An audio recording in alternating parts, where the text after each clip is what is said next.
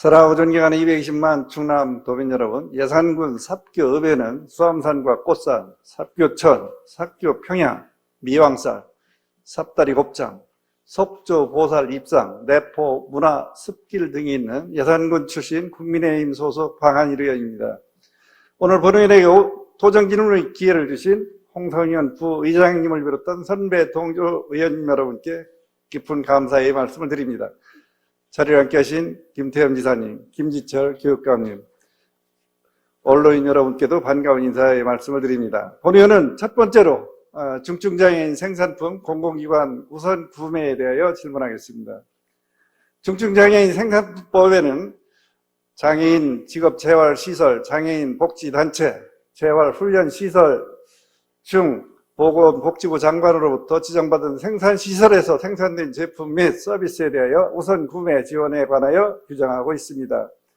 중증장애인 생산품 우선 구매 특별법 시행령 제10조 제3항에는 중증장애인 생산품 구매 목표 비율은 공공기관별 총 구매액의 100분의 1 이상이 되어야 한다고 되어 있으며, 또 100분의 1을 초과하여 해당 지방자치단체의 조례로 정하는 비율이 있으면 그 비율이 되어야 한다고 규정하고 있습니다.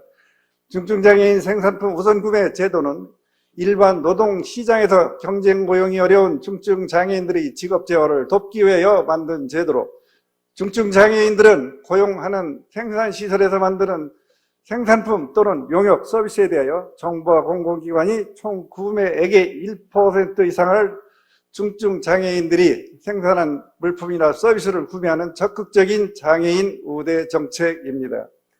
한국장애인개발원에 따르면 공공기관 중증장애인 생산품의 우선 구매 총액은 해마다 증가하여 2017년 우선 구매액이 5,387억 원에서 2021년에는 7,044억 원으로 30.8%나 증가하여 중증장애인들에게 많은 도움이 되고 있습니다. 특히 2020년 코로나19의 확산으로 대한민국 산업 전반이 직접적으로 큰 타격을 받았고, 그 여파가 공공조달 시장의 구매 위축으로 이어질 것이라는 우려가 있기도 했지만, 2020년 공공기관의 우선 구매액이 2019년 6,488억 원 대비 536억 원이나 증가한 7,024억 원의 구매 실적을 달성한 데에는 우선 구매 제도가 중증장애인 생산품의 안정적인 판로를 확보하는 안전장치 역할을 톡톡하게 하였습니다.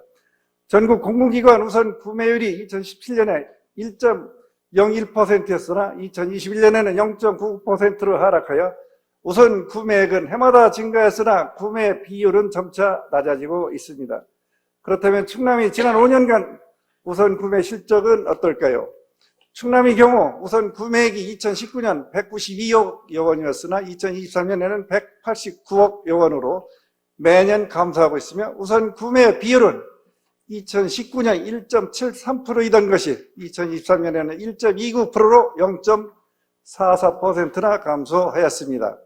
특히 시군에 비하여 도본청의 우선 구매율은 5년간 한 번도 법정 비율인 1%에 못 미쳤을 뿐만더러 2019년에는 0.87%였으나 2023년에는 0.27%로 0.6%나 감소하였습니다.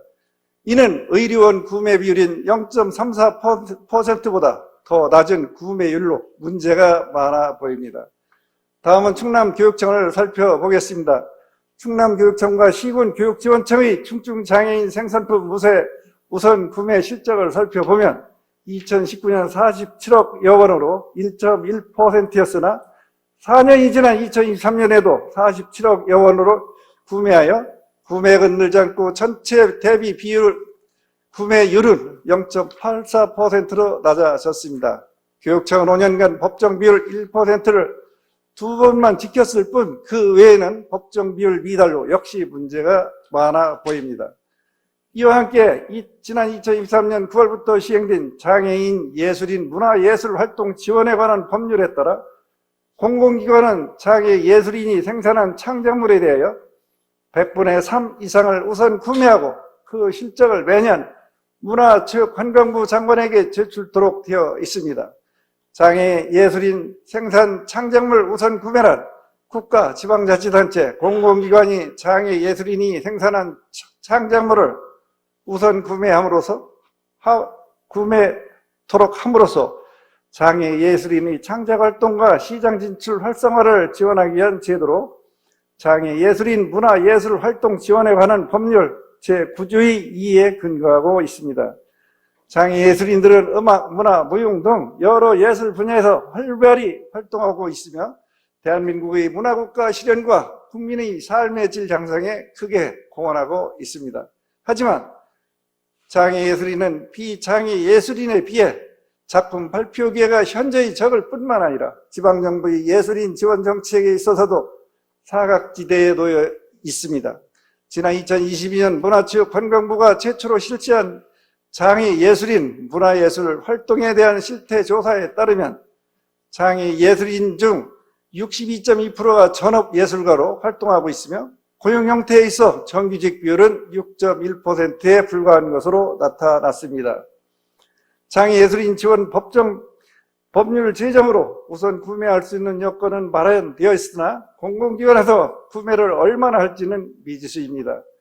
본 의원이 요청하여 받은 자료에 따르면 2023년 충남의 공공기관 장애 예술인 생산 창작물 우선 구매액은 충남도 본청과 시군 모두 구매 실적이 전무한 것으로 나타났습니다. 아직 법률이 시행 초기 인정을 감안하면 앞으로 더 나아지리라 기대해 봅니다. 장애인이 인간다운 삶을 살아가면서 사회 참여와 자립이라는 가치를 실현할 수 있도록 우리 모두가 함께 동참해야 할 것이며 충청남도와 충청남도 교육청이 장애인들의 자립에 힘이 될 수 있도록 더 많은 관심과 노력이 필요합니다. 이에 다음과 같이 도의사님과 교육감님께 질문하겠습니다. 충남도청과 충청남도 교육청에서는 중증장애인 생산품 우선 구매 비율이 지속적으로 감소하는 이유와 법정 비율인 총 구매액의 1%를 지키지 못하는 이유에 대하여 또한 앞으로의 중증장애인 생산품 우선 구매 제도뿐만 아니라 장애 예술인 생산품 창작물을 우선 구매에 대한 공공기관의 추진 방향에 대하여 도민들에게 소상하게 답변해 주시기 바랍니다. 두 번째로 중대재해처벌법 5인 이상 사업장 확대에 따른 충남도의 준비와 관련하여 질문하겠습니다. 일명 중대재해처벌법이라 불리는 중대재해처벌 등에 관한 법률은 지난 2020년 8월 26일 안전한 일터와 사회를 위한 중대재해기업처벌법 제정에 관한 청원이란 제목으로 올린 청원이 채 한 달도 되지 않은 기간 동안 동의자 10만 명을 돌파하면서 중대재해처벌법에 관한 입법이 본격적으로 논의되었고 2021년 1월 8일 법안이 국회를 통과하여 1년 뒤인 2022년 1월 27일부터 시행된 법률입니다. 고용노동부는 중대재해처벌법이 시행되기 시작한 2022년 한 해 동안 611건의 산업재해로 644명이 사망하였다고 발표하였습니다. 2021년에 비하여 39명 줄었다고 하지만 여전히 많은 재해 사고입니다. 최근 4년간 충남도 근로자의 업무상 재해 발생 현황입니다. 충남도 근로자 수는 매년 증가하여 2023년 98만 8천여 명이고 업무상 사고도 매년 증가하여 2023년에는 5,578명에 달하는 등 중대재해처벌법 시행에도 불구하고 2022년보다 1,236명이 더 많은 업무상 사고를 당한 것을 보면 아직도 근로자의 안전을 담보하기엔 갈 길이 멀게만 느껴집니다. 중대재해처벌법이 제대로 안착되기 위해서는 법률의 시행에 따른 안전의식을 높일 수 있는 행정의 특단의 역할뿐만 아니라 검찰의 기소, 재판부의 엄정한 판결을 통해 이윤만 추구하는 기업이나 사업장은 설 자리가 없다는 것을 보여줘야 할 것입니다. 이와 함께 2024년 1월 27일부터 중대재해처벌법이 전면 시행됨에 따라 우리나라 상시 근로자 수 5인 이상의 모든 사업장은 중대재해처벌법의 적용을 받게 되었습니다. 시행 당시 5인 이상 50인 미만 사업장은 공포돼 3년 동안 법 적용을 유예받았지만 올해로 유예기간이 종료되어 지난 1월 27일부터 해당 법률이 시행되고 있습니다. 이로써 전국 83만 7천여 사업장에서 일하는 약 800여만 명의 근로자가 중대재해 예방을 위한 법 테두리 안에 들어오게 되었습니다. 중대재해처벌법은 업종이나 직종에 상관없이 상시 근로자가 5명 이상인 사업장은 모두 법률 적용 대상으로 동네 음식점, 빵집 같은 서비스 업종뿐만 아니라 사무직만 있는 회사도 포함되며 건설업은 공사 금액이 50억 원이 넘는 경우만 법 적용 대상이었으나 이런 조건이 모두 없어져 모든 공사 현장으로 확대 적용되기에 이르렀습니다. 또한 상시근로자 5인 이상에게 계속 근무하는 노동자뿐만 아니라 그때그때 필요에 따라 채용되는 일용근로자나 단기간, 기간제 근로자, 외국인 근로자 등도 포함되어 대부분의 사업장이 중대재해처벌법의 대상에 포함된다 해도 과언이 아닙니다. 이에 일용근로자, 외국인 근로자를 많이 사용하는 우리 농업 현장에서도 중대재해처벌법이 적용된다는 소식에 긴장감이 맴돌고 있습니다. 농업은 육체노동을 수반하는 실외활동 중심의 노동집약적 산업인데다 농약, 살충제 등 화학물질에 대한 노출 위험도 매우 큽니다. 이 때문에 농업의 산업 재해율은 줄곧 전체 산업 평균보다 높은 수준을 기록하여 왔으며 고용노동부 농진청 등에 따르면 2022년 농업의 산업 재해율은 0.81%로 전체 산업 평균 재해율 0.5%보다 0.16%포인트나 높습니다. 또한 작년 국회 자료에 따르면 최근 5년간 연평균 244명이 농작업 중 사망한 것으로 나타나 우리나라 농업인의 산재 위험성이 심각함을 보여주고 있습니다. 중대재해처벌법 중대재해산업재해에 따르면 산업재해 중 사업주 또는 경영 책임자가 안전, 보건 확보 의무를 다하지 못하여 사업장에서 1명 이상 숨지면 1년 이상의 징역 또는 10억 원 이하의 벌금에 처하며 같은 사고로 6개월 이상 치료가 필요한 부상자가 2명 이상 발생하면 7년 이하의 징역 또는 1억 원 이하의 벌금에 처하는 등 엄중한 처벌을 받게 됩니다. 하지만 우리 농가 대부분은 이러한 규정을 제대로 모르고 있어 큰일이 아닐 수 없습니다. 특히 농업법인, 대규모 축산업자, 대농장 등 경영하는 농장주들은 농촌 현실상 외국인 근로자를 많이 고용할 수밖에 없는 구조로 중대재해처벌법에 저촉될까 노심초사하고 있습니다. 왜냐하면 외국인 근로자들과 의사소통 자체가 쉽지 않을 뿐만 아니라 외국인들은 안전사고의식이 내국인 근로자보다 상대적으로 부족하여 사고 발생 위험성이 훨씬 크기 때문입니다. 정부는 중대재해처벌법 확대에 따라 올해 초 산업안전 대진단 시행에 관한 세부 내용을 확정하고 5인 이상 50인 미만 전체 사업장 83만 7천 곳을 대상으로 4월 말까지 자가진단을 통해 안전관리 체계 구축이 미흡할 경우 정부 지원 사업을 신청하도록 안내하고 있습니다. 또한 고용노동부는 중대재해처벌법 시행에 대하여 20개 업종에 대해 안전보건관리체계 구축 가이드북을 제작해 배포하기도 했습니다. 하지만 이 가이드북 20개 업종에는 금속 주조업, 전기장비 제조업, 도금업, 주거용 부동산 관리업, 목재가구 제조업, 숙박, 음식점업, 벌목업 등이 있을 뿐 농업에 대한 안전보건관리체계 구축 가이드북은 어디에서도 찾아볼 수 없었습니다. 이렇듯 중대재해에 관한 관심은 높아졌지만 농업 분야의 산업재해 예방 문제는 여전히 뒷전으로 밀려나 있음을 짐작할 수 있습니다.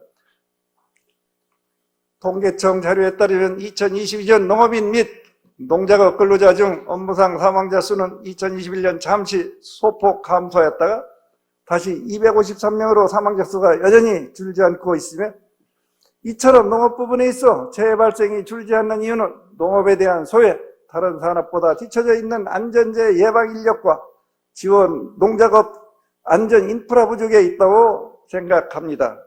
먼저 우리나라 농업 현장은 중소농이 대부분으로 안전에 대한 정보, 전문지식, 시설 투자 여력이 타 산업에 비해 매우 부족합니다. 이에 안전 관련 전문 역량과 기술이 부족한 중소농 사업장을 대상으로 사업장의 위험성을 진단하고 현장 지도할 수 있는 전문 인력 배치가 시급합니다. 현재 고용노동부의 산업안전감독관은 800여 명이 넘지만 감독관은 1인당 2,800곳이 넘는 사업장을 맡아 관리해야 하는 상황으로 농업부문 안전관리가 제대로 될지 의문입니다. 또한 중소규모 농가를 대상으로 중대재해처벌법에 대한 충분한 교육과 홍보를 강화하고 외국인 근로자들에 대하여도 안전교육을 할 수 있는 지침을 조속히 마련해야 할 것입니다. 이에 최근 4년간 충청남도 산업별 근로자 업무상 재발생 현황에 대하여 설명해 주시고 중대재해처벌법 위반 현황 및 위반 사항에 대한 조치 현황, 그리고 현재 충청남도 산업 분야별 5인 이상 사업장 현황에 대하여 설명해 주시고, 특히 농업 분야 중대재해처벌법 적용 사업장에 대한 현황을 상세하게 답변해 주시기 바랍니다. 마지막으로 중대재해처벌법 5인 이상 사업장 확대로 인한 중대사고를 예방하기 위하여 지도감독 등 도민의 생명을 보호하기 위한 충청남도 차원의 앞으로의 대책과 대응 방안에 대하여 답변해 주시고, 안전관리 인프라가 부족한 농업 부분에 대한 대응 방안을 자세하게 답변해 주시기 바랍니다. 늦은 감은 있지만 우리 도민이 건강과 안전을 지키기 위하여 현장에 맞는 대안을 마련하기 위하여 지금이라도 국가와 지방정부가 적극적으로 나서야 할 때입니다. 경청하여 주셔서 감사합니다.